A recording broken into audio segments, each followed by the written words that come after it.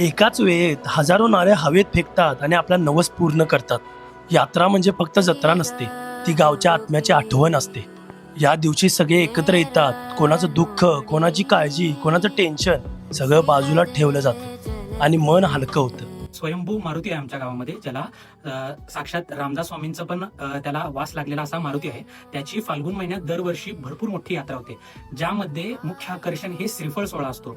तर माहितीसाठी तुम्हाला बऱ्याच ठिकाणी बघितलं असाल की नारळ हे साधारणतः आपण देवाला फोडतो, पण आमच्या इथे प्रथा अशी आहे की ते नारळ आम्ही आकाशामध्ये उडवतो. आणि हे एक दोन नारळ नसतात, असे असंख्य हजारो नारळ हे पूर्ण हवेत उडवले जातात. नारळ फेकताना प्रत्येक जण फक्त नवस फेडत नाही, तो आपली आतली सगळी नकारात्मक ऊर्जा बाहेर टाकत असतो. म्हणूनच त्या क्षणी चेहऱ्यावर वेगळाच आनंद दिसतो. जुन्या लोकांनी सुरू केलेली परंपरा आजची पिढी पुढे येताना पाहून मन भरून आलं. आणि खास गोष्ट, फेकलेले नारळ गावातलं कोणीही घेत नाही. बाहेरच्या कोणत्याही व्यक्तीनं घेतलेले चालतात. एकही नारळ वाया जात नाही. कोणी तेल काढतं, कोणी घरी वापरतं, कोणी विकतं. श्रद्धा आणि त्याचा उपयोगही, हीच खरी आपली संस्कृती आहे. पालखी गेल्यावर ही यात्रा संपत नाही.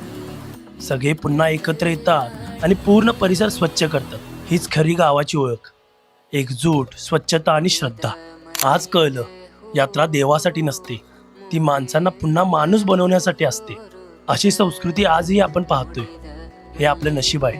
अपडेट झालेल्या या धावत्या दुनियेत आज ही परंपरा जिवंत आहे. ही फक्त जत्रा नाही, ही आपली ओळख आहे. हा व्हिडिओ जास्तीत जास्त शेअर करा. पूर्ण भारताला कळू द्या, आपली संस्कृती वेगळी आहे आणि अभिमानास्पद आहे.